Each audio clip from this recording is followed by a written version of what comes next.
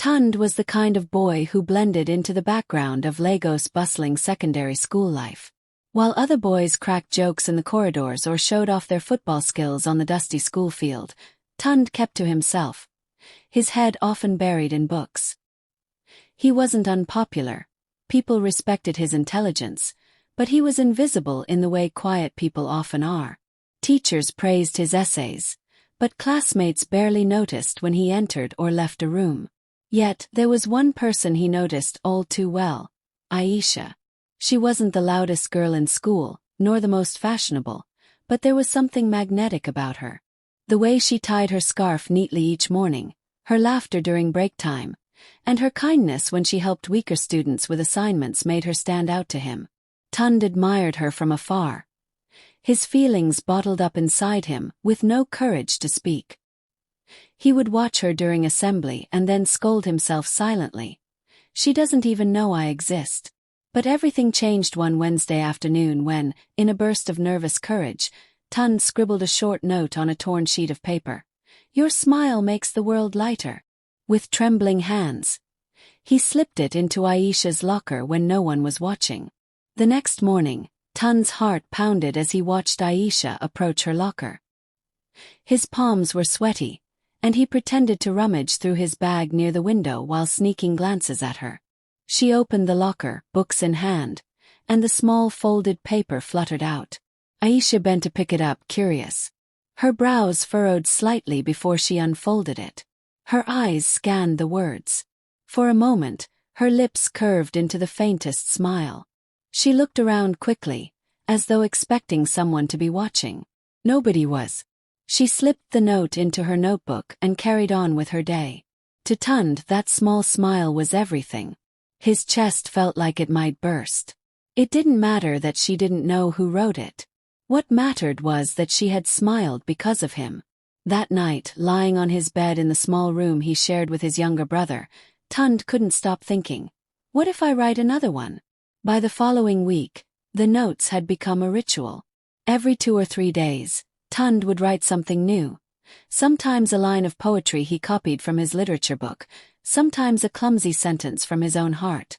"The morning feels brighter when you walk into class.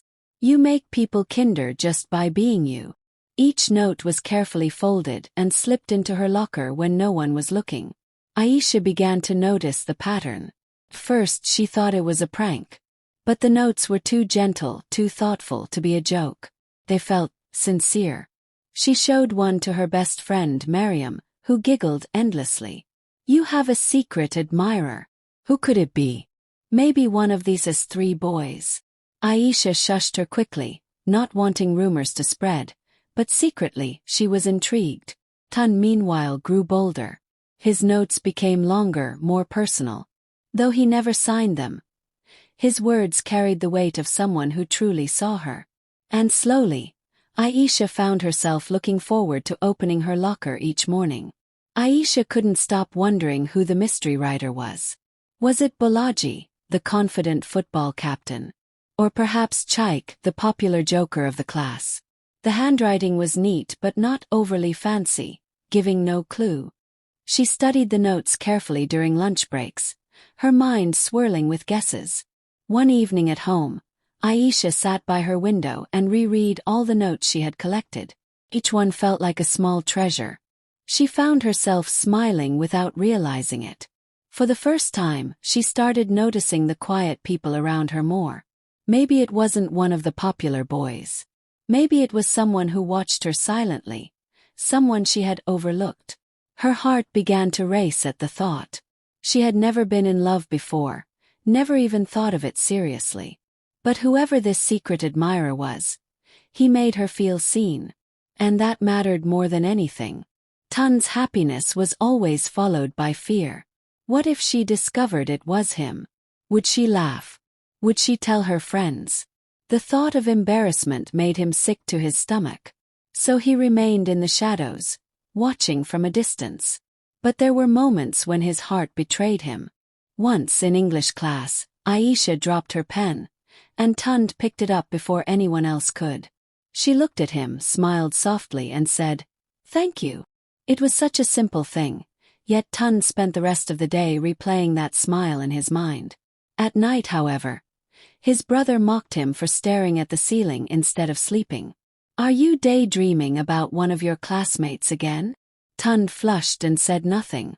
If only his brother knew how close he was to the truth. Miriam was no fool. As Aisha's best friend, she noticed her friend's growing attachment to the notes. She began to watch closely, trying to catch who might be responsible. During break one afternoon, she deliberately lingered by the lockers, pretending to chat with a junior student. Her eyes scanned the crowd. That was when she noticed Tunde hovering a little too long by Aisha's locker before walking away quickly. Miriam raised her brows. Could it really be him? The quiet boy no one ever paid attention to. She decided to keep it to herself for now, but the possibility intrigued her. Later, Miriam teased Aisha. "What if it's not one of the cool boys? What if it's someone you never notice?" Aisha laughed, shaking her head. "It doesn't matter who it is," she said, though her voice carried a tinge of nervousness. "What matters is how the words make me feel." One morning, Tunde slipped his usual note inside Aisha's locker and hurried off. He didn't expect anything in return. He never did. But that afternoon, as he opened his own locker, a folded paper fell out. His heart nearly stopped. With shaky fingers, he unfolded it. The handwriting was round and feminine. It was from Aisha. "To my secret writer. I don't know who you are, but your words make my days brighter. Thank you. Whoever you are, don't stop." Tunde's world exploded in silence. She had written back. She had noticed him. For the first time, the game no longer felt one-sided. His trembling hands carefully folded the note and placed it inside his notebook, where he knew he'd never lose it. His heart swore that night. He would keep writing no matter what. From that day the game changed.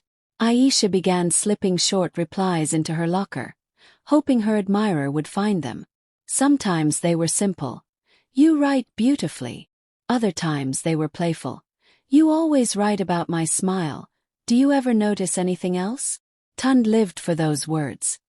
His walk became lighter. His days filled with energy. He answered each one in return, but carefully. He never revealed his name, never risked giving himself away. His fear of rejection remained stronger than his hope. Yet, their notes began to feel like conversations.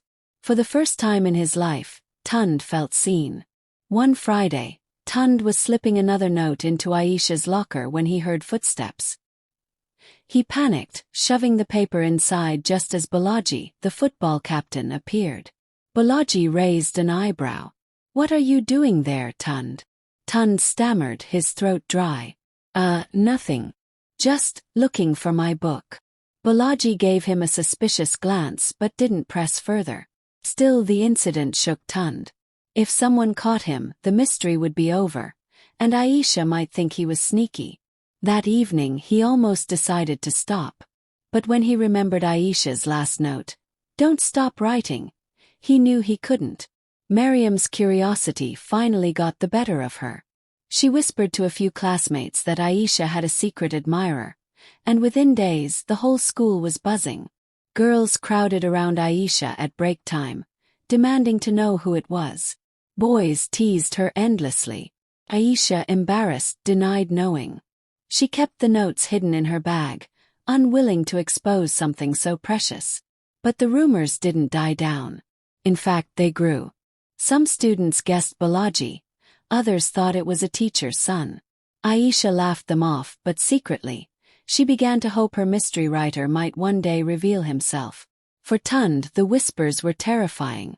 What if someone figured it out? He had no intention of standing in front of the whole class, admitting to writing love notes. He wasn't ready. Not yet. Bolaji, who had long admired Aisha himself, grew annoyed by the rumors. One afternoon after school, he cornered her near the gate. "Who is it? Who's been writing to you?" he demanded, his voice sharp. Aisha frowned. "It's none of your business, Bolaji." She walked away, but his jealousy only deepened. That night, Bolaji told his friends he would find out who the admirer was, and end the nonsense once and for all. Meanwhile, Tunde watched from a distance, his stomach knotted. Bolaji was popular, handsome, and athletic. If Aisha ever found out Tunde was the one behind the notes, would she be disappointed? The school's annual cultural festival arrived, a day filled with music, food, and performances. Tunde, usually uninterested in such things, found himself strangely excited. He hoped the festival might give him a chance to see Aisha outside the usual routines of class. Aisha performed in a traditional dance with her classmates, her bright Ankara outfit glowing under the sun. Tunde watched from the crowd entranced. His heart swelled with pride, even though he had no right to claim it. That night, he wrote her a longer note than usual. "You were the most beautiful part of the festival today. I wish you knew how much you inspire me." When Aisha read it, her cheeks warmed. Whoever he was, he had been there watching. And that realization made her heart skip. But even as their secret exchange grew sweeter, doubt began to creep into Aisha's mind. Who was this boy? Why wouldn't he show himself? Did he even like her, or was it just a game? She confessed her worries to Miriam one evening after prep class. Miriam sighed. Maybe he's scared. Or maybe he's not the person you expect. Aisha frowned. What do you mean? Miriam shrugged. Just be prepared. He may not be Bolaji or any of the boys everyone talks about. He might be someone different. The words lingered in Aisha's mind. For the first time she wondered, would she still feel the same if her admirer turned out to be quiet, ordinary Tunde? The next note Aisha left was different. Instead of sweet words, it was a challenge. "You've written so many beautiful things. But do you have the courage to show yourself? If you care about me, prove it." When Tunde read it, his hands trembled. His worst fear was now staring at him in ink. Reveal himself. The idea filled him with panic. He wanted nothing more than to tell her, but his mind swarmed with dark possibilities. Laughter, rejection, humiliation. That night, he stayed awake long after his brother had fallen asleep, staring at the ceiling. Could he risk everything for the chance to be known? For 3 days, Tunde didn't leave a note. Aisha grew restless, checking her locker constantly. She worried she had scared him away. Finally, on the 4th day, there was a paper waiting for her. She unfolded it quickly, her heart racing. It read, "I am scared. But I don't want to lose you. Meet me by the mango tree after school tomorrow. Then you will know." Aisha's breath caught.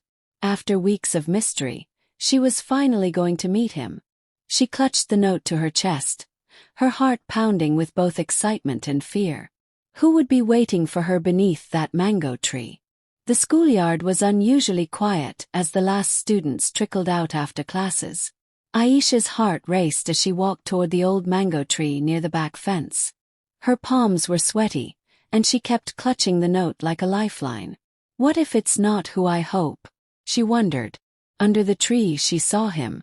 Tunde stood there nervously, clutching his school bag, his eyes darting to the ground.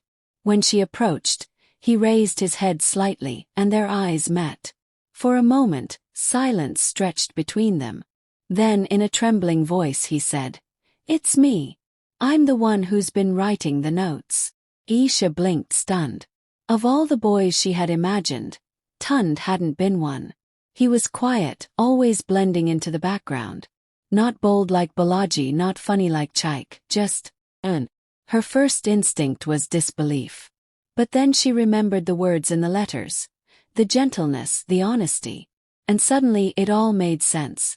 Tunde wasn't flashy, but he was sincere. She stared at him, her heart caught between disappointment and admiration. Finally she whispered, "You?" "Yes," Tunde replied, his voice barely audible. "I understand if you don't want me to write again." His eyes glistened with fear. Aisha didn't know what to say. She felt torn. Part of her wanted to run, to tell Miriam everything. Another part of her wanted to stay, to ask more questions. She looked at him carefully. His nervous hands, the way his voice shook, the honesty in his eyes. "Give me time," she said finally. Then she turned and walked away, leaving Tunde frozen under the mango tree. His heart plummeted. He had finally shown himself, and now he feared he had ruined everything. That night, he lay awake, replaying her words again and again. "Give me time." Bolaji didn't miss the way Aisha walked differently the next day, her face thoughtful.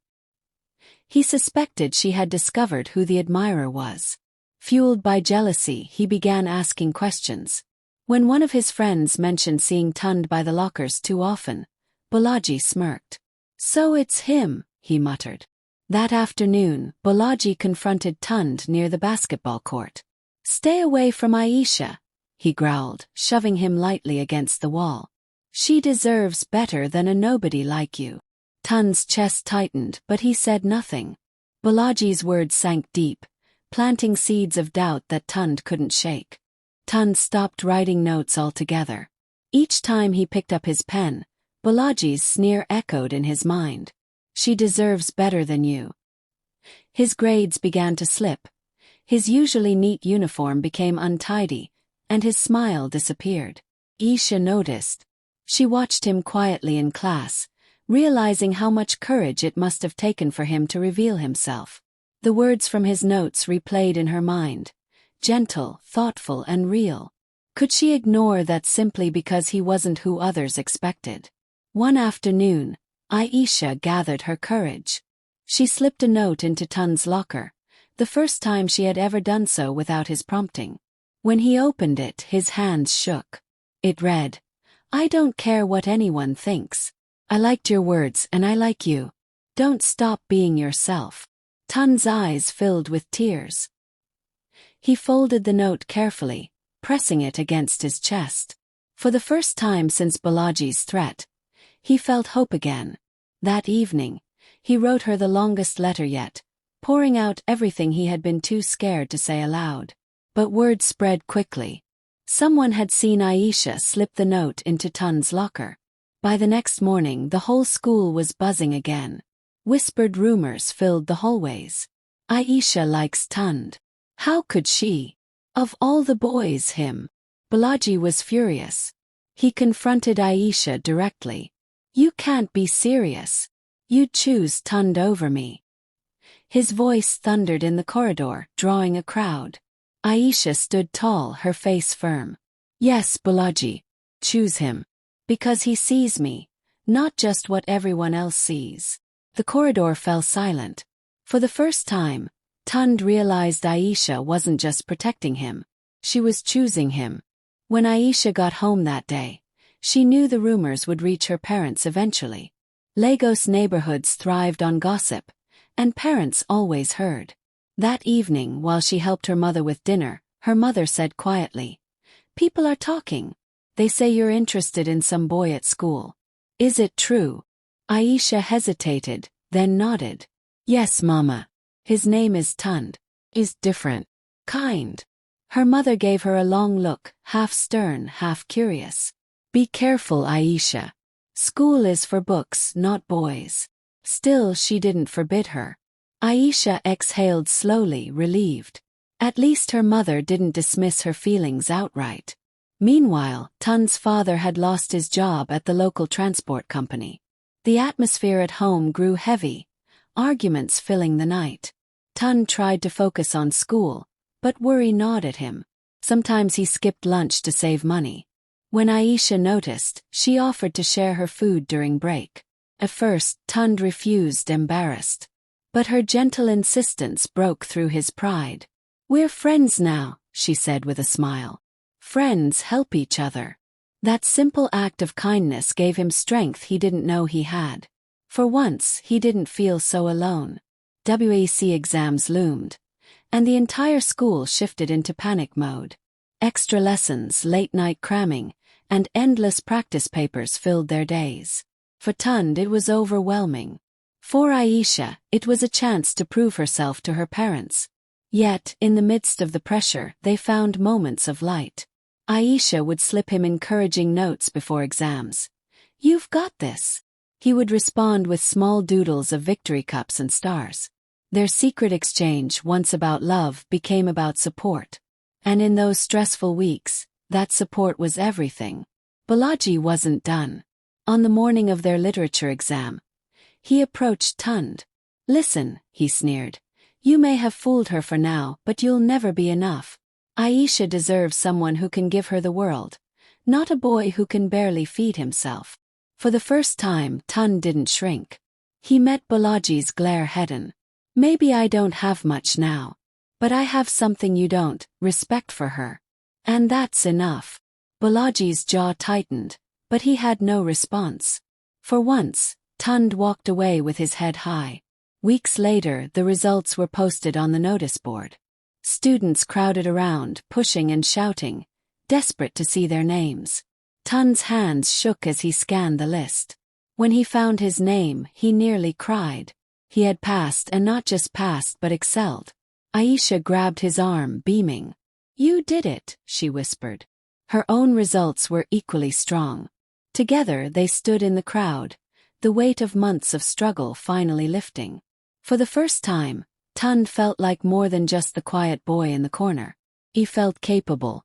At the valedictory ceremony, the principal announced the top students. To Tunde's shock, he was called to give the farewell speech. Standing on stage, facing hundreds of students and parents, his legs trembled.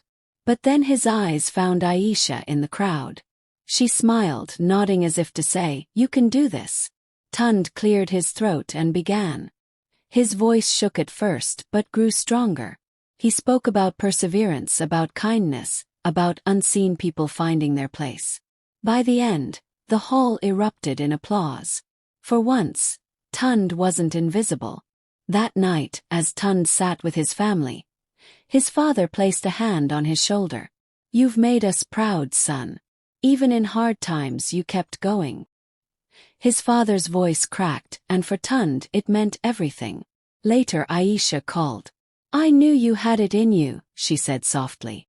"You've always had a way with words, first in notes, now on stage." Tunde chuckled, shy but grateful. "You gave me courage," he admitted. And it was true. Without her, he might never have stepped out of the shadows. On the last day of school, Tunde and Aisha stood once more beneath the mango tree, the place where everything had changed. The campus was nearly empty, the air heavy with the bittersweet feeling of endings and beginnings. "You know," Aisha said, smiling, "those notes really did change my life." Tunde laughed quietly. "They changed mine too." They stood in silence for a while. Then Aisha reached for his hand. It was a simple gesture, but it carried the weight of all their unspoken words. Tunde realized then that true love wasn't about being the most popular, the richest, or the loudest.